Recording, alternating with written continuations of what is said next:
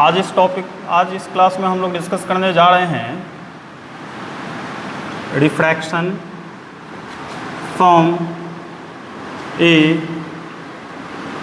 Prism. ठीक है, हिंदी में इसको कहेंगे प्रिज्म से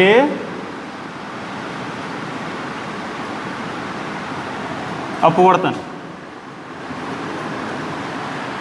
ठीक है, अब ध्यान दो, इसमें प्रिज्म है क्या। अब जैसे ये इमेजिन करो, मान लो जैसे ये मैंने कॉपी एक रखा है। ठीक है, इस कॉपी को कुछ इस शेप में मैंने चेंज कर दिया ये। ठीक है, ये एक सरफेस, ये दूसरी सरफेस, ये तीसरी सरफेस, ये चौथी सरफेस और ये पांचवी सरफेस। ठीक है, तो ये सरफेस, ये सरफेस, ये सरफेस है ना, ये दोनों सरफेस ट्रायंगुलर और ये दोनों तीनों सरफेस है ना, ये दोनों तो है ही, साथ में ये भी है, ये रेक्टेंगुलर। तो नॉर्मली हम लोग क्या कहते हैं कि प्रिज्म जो है वो रिफ्रैक्टिंग मीडियम है, जो जिसके दोनों रिफ्रैक्टिंग सरफेस एक दूसरे के साथ कुछ एंगल पर इंक्लाइन होते हैं। ठीक है, जैसे कुछ इस तरह से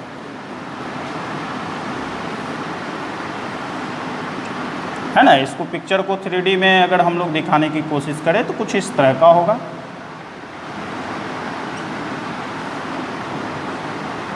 ये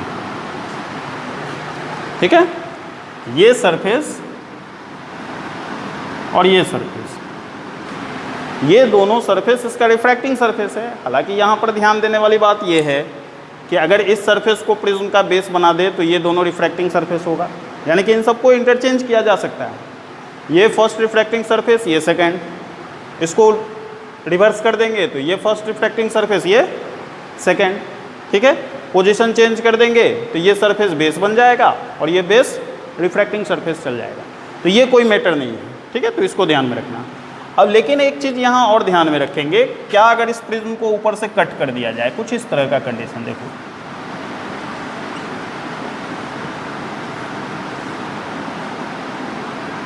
ठीक है, मैंने इसे ऊपर से कट कर दिया। अब कट कर दिया तो क्या ये प्रिज्म नहीं है? अभी भी ये प्रिज्म है।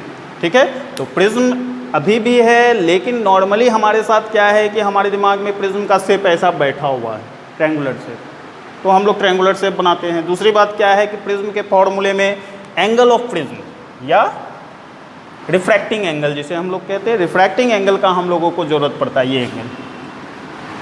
ठीक है, तो इसलिए हम लोग इसके शेप को ट्रायंगुलर शेप बनाते हैं, लेकिन एक्चुअल में ये भी प्रिज्म है। तो प्रिज्म का डेफिनेशन क्या होगा? तो transparent refracting surface whose both the refracting surface are inclined to each other. ठीक है, तो ये ट्रांसपेरेंट रिफ्रैक्टिंग सरफेस है, पारदर्शक अपवर्तक माध्यम है, जिसकी दोनों रिफ्रैक्टिंग सरफेस एक दूसरे पर इंक्लाइन होगी। तो ये प्रिज्म है। ठीक है, अब देखो प्रिज्म का इमेज हर जगह इस तरह का बनाएंगे तो थोड़ा सा कॉम्प्लिकेटेड हो जाएगा। तो हम लोग क्या करते हैं कि प्रिज्म के केवल प्रिंसिपल सेक्शन कौन सा होगा? ये ए, बी एंड सी। तो प्रिज्म के केवल प्रिंसिपल सेक्शन को ही हम लोग ड्रॉ करते हैं और हर जगह डायग्राम में प्रिंसिपल सेक्शन को ही हम लोग शो करते हैं। ठीक है, क्लियर है? तो चलो कुछ यहाँ पर देखते हैं प्रिज्म से रिलेटेड। अब जैसे है क्या यहाँ पर, refraction from A prism, prism से रिफ्रैक्शन कैसे होता है जरा सा ध्यान। जैसे इसके लिए मैंने एक डायग्राम ड्रॉ किया, ए, बी, सी। ठीक है, कोई एक इंसिडेंट ले लो, है ना, ये है incident ray.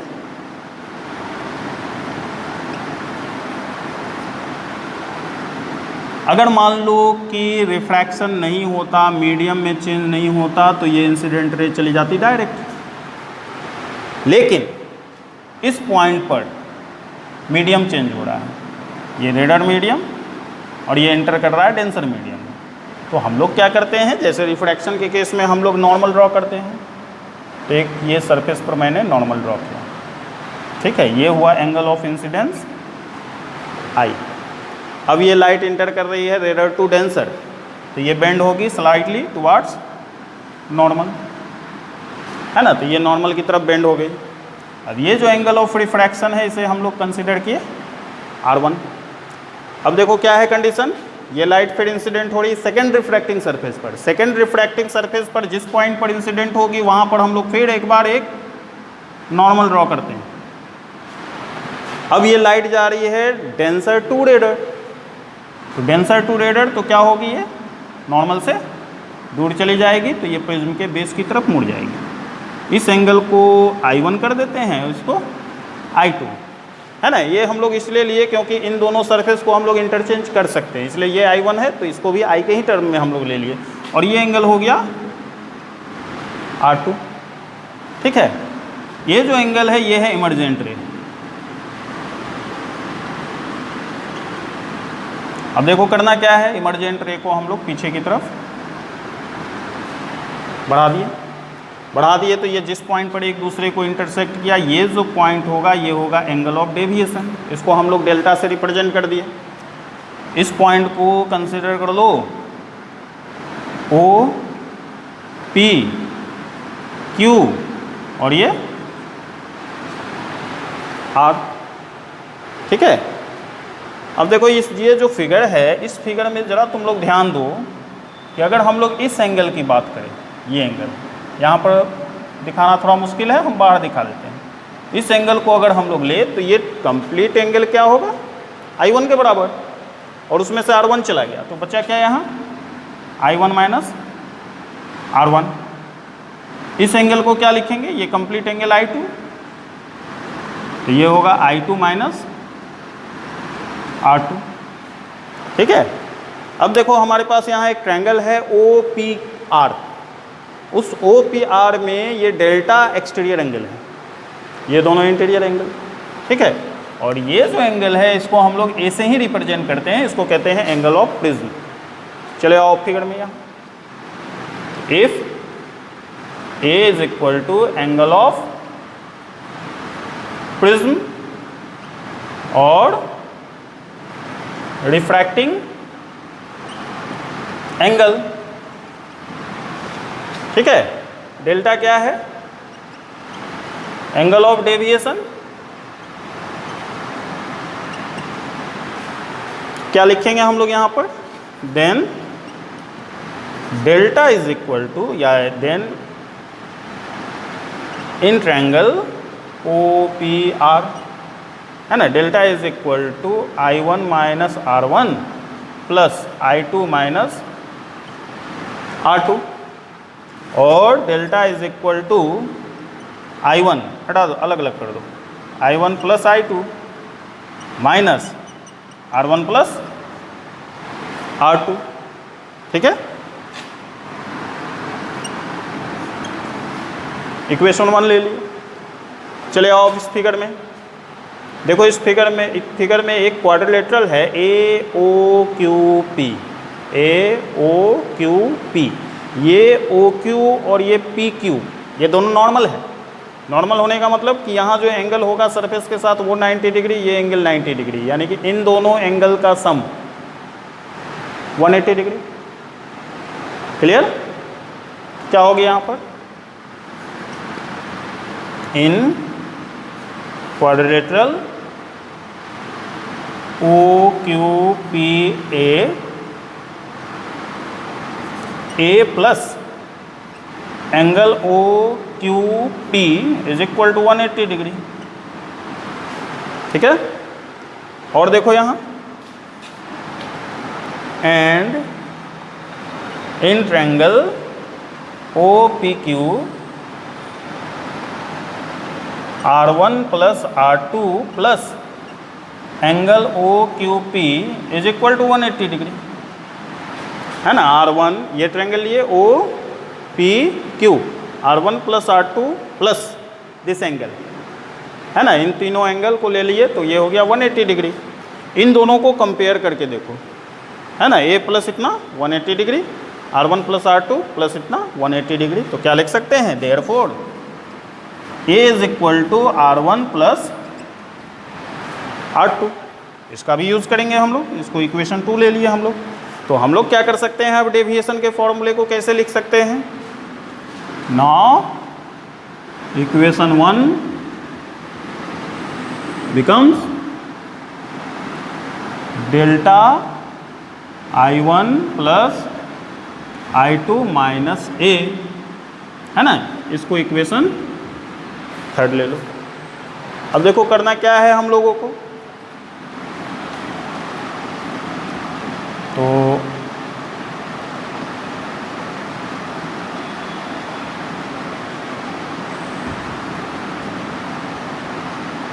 From Snell's law, है ना, स्नेल्स लॉ से प्रिज्म का रिफ्रैक्टिव इंडेक्स था म्यू, क्या लिखेंगे यहाँ पर, sign I1 by sine R1। इसके लिए क्या लिखेंगे, और इसके लिए भी वही कंडीशन है ना, अपोजिट होगा, sine I2 divided by sine R2 for small value of I1 and I2। अब I1 I2 का वैल्यू अगर स्मॉल लेते हैं तो हम लोग इसको लिख सकते हैं mu is equal to sine I1 sine I1 mu is equal to I1 divided by R1 and mu is equal to I2 by R2, और mu I1 is equal to mu R1 and I2 is equal to mu R2। ठीक है, इन दोनों value को put कर दो। Now equation 3 becomes, क्या हो जाएगा, delta is equal to mu R1 plus mu R2 minus A. ठीक है, और delta is equal to mu को कॉमन ले लो तो R1 plus R2 minus A. ठीक है, R1 प्लस R2 को हम लोग अभी ए लिखे थे, तो क्या कर देंगे, उसको ए कर देंगे।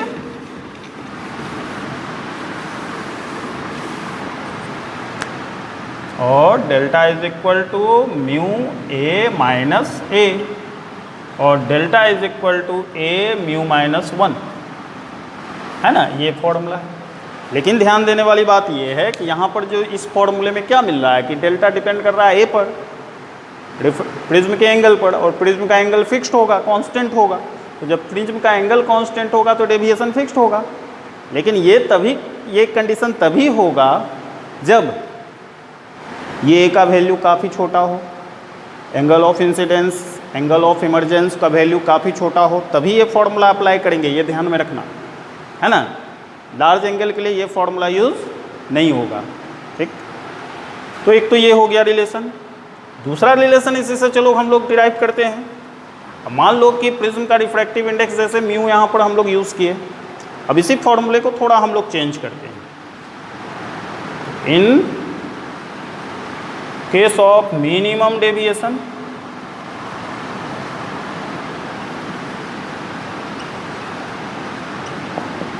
है ना, मिनिमम डेविएशन के केस में क्या होता है, ये I1 और ये I2, ये R1 और R2 इक्वल हो जाता है। ठीक है, वो कैसे होता है हम लोग डिस्कस करेंगे थोड़ी देर बाद। तो मिनिमम डेविएशन के केस में I1 is equal to I2, इसको हम लोग I कंसिडर कर लेते हैं। R1 is equal to R2, इसको हम लोग R कंसिडर कर लेते हैं। तो देखो तो अब फॉर्मूला क्या होगा। अब मिनिमम डेविएशन बोलने का मीनिंग क्या हुआ, डेल्टा को हम लोग डेल्टा M से रिप्रेजेंट कर दिए। तो now delta M is equal to, put करो इक्वेशन 3 में, क्या लिखेंगे उसको, 2i माइनस ए। ठीक है, और delta M plus A is equal to 2i, और i is equal to delta M plus A divided by 2। ये हम लोगों ने ले लिया इक्वेशन 4। अब चलो a का वैल्यू देख लो यहीं पे है ना, इक्वेशन 2 में a is equal to R1 plus R2। अब R1 और R2 दोनों को हम लोग क्या कर देंगे, R कर देंगे। तो क्या होगा,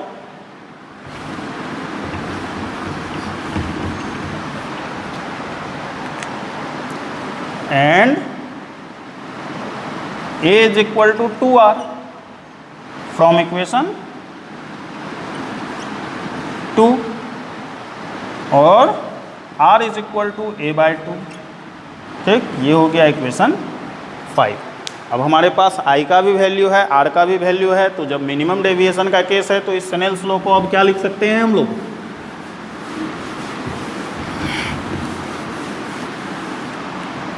तो अब इस स्नेल्स लॉ को हम लोग लिखेंगे, now Snell's law mu is equal to sine I by sine R। ठीक, और mu is equal to sine I के प्लेस पर डेल्टा m plus a/2 and sine R के प्लेस पर a/2। ये बहुत ही इंपॉर्टेंट फॉर्मूला है प्रिज्म के रिफ्रैक्टिव इंडेक्स के लिए। ठीक है, तो इसको ध्यान में रखना है। ठीक, वहाँ डेल्टा m क्या है? Minimum deviation. अब ये क्वेश्चन आएगा, ये मिनिमम डेविएशन है क्या? ठीक है, तो मिनिमम डेविएशन क्या है जरा वो हम लोग देखते हैं।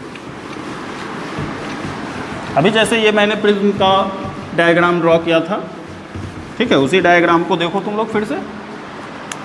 हम लोग क्या करते हैं, जैसे ये प्रिज्म है, ये नॉर्मल है ना, ये है एंगल ऑफ इंसिडेंस, ये एंगल ऑफ इंसिडेंस। अब क्या करना है यहाँ पर,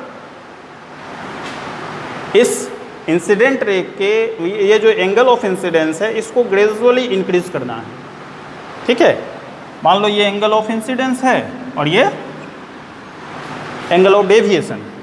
ठीक, हम लोग क्या ऑब्जर्व करते हैं कि जब एंगल ऑफ इंसिडेंस को मान लो 10 डिग्री रखे हैं तो एंगल ऑफ डेविएशन मान लो मिल गया हम लोगों को 60 डिग्री। फिर हम लोग इसको कर दिए 20 डिग्री, मान लो ये मिल गया हम लोगों को 45 डिग्री। ये ले लिए मान लो हम लोग 30 डिग्री, ये मिल गया हम लोगों को 40 डिग्री। ये ले लिए हम लोग 40 डिग्री, ये मिल गया मान लो 35 डिग्री। ठीक है, तो ये कंडीशन। अब इसको बढ़ाएं, मान लो ये 50 डिग्री कर दिए हम लोग, तो ये हो जा रहा है वापस 40 डिग्री। फिर ये हम लोग कर दिए 60 डिग्री, ये हो गया 45 डिग्री। ये मान लो कर दिए 70 डिग्री, ये हो गया 60 डिग्री। हम लोग यहाँ पर क्या ऑब्जर्व करते हैं कि जैसे जैसे एंगल ऑफ इंसिडेंस का वैल्यू इंक्रीज होता है, एंगल ऑफ डेविएशन का वैल्यू पहले तो डिक्रीज होता है लेकिन फिर वो इंक्रीज होना शुरू हो जाता है। अब अगर इस वैल्यू को हम लोग अपने माइंड में रखकर ग्राफ ड्रॉ करते हैं, ये एंगल ऑफ डेविएशन, ये एंगल ऑफ इंसिडेंस। ठीक है, तो ये जो ग्राफ हम लोगों को मिलता है, ये ग्राफ का शेप होता है पैराबोलिक, कुछ इस तरह का।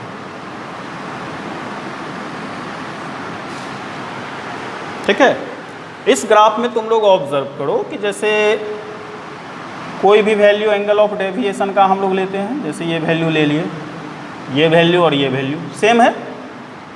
ठीक, अब इस एंगल ऑफ डेविएशन का वैल्यू I1 के लिए भी, ये I2 के लिए भी। फिर उसी तरह से देखो कोई अदर वैल्यू को चूज करते हैं, ये एंगल ऑफ डेविएशन दोनों सेम, ये मान लो I1 डैश, ये I2 डैश। लेकिन जब हम लोग यहाँ मिनिमम डेविएशन के कंडीशन में पहुँचते हैं, ठीक है, तो यहाँ एंगल ऑफ इंसिडेंस का केवल एक ही वैल्यू है। ठीक है, तो ये जो एंगल I1 डैश है ये एंगल ऑफ इंसिडेंस को रिप्रेजेंट कर रहा है और ये I2 dash angle of emergence को रिप्रेजेंट कर रहा है। ठीक है, तो अब यहाँ पर कंडीशन क्या है कि जैसे जैसे एंगल ऑफ डेविएशन का वैल्यू कम होता चला जा रहा है वैसे वैसे एंगल ऑफ इमर्जेंस और एंगल ऑफ इंसिडेंस दोनों का वैल्यू कॉन्साइड हो रहा है, और मिनिमम डेविएशन के केस में दोनों कॉन्साइड हो गया, यानी दोनों का वैल्यू सेम हो गया। इसीलिए हम लोग I1 और I2 दोनों के वैल्यू को सेम लिए थे। ठीक है, तो ये है प्रिज्म के मिनिमम डेविएशन का कंडीशन, इसको ध्यान में रखना है। ठीक है, तो आज के वीडियो में बस इतना ही। नेक्स्ट वीडियो में हम लोग और भी टॉपिक डिस्कस करेंगे। ठीक है, ओके।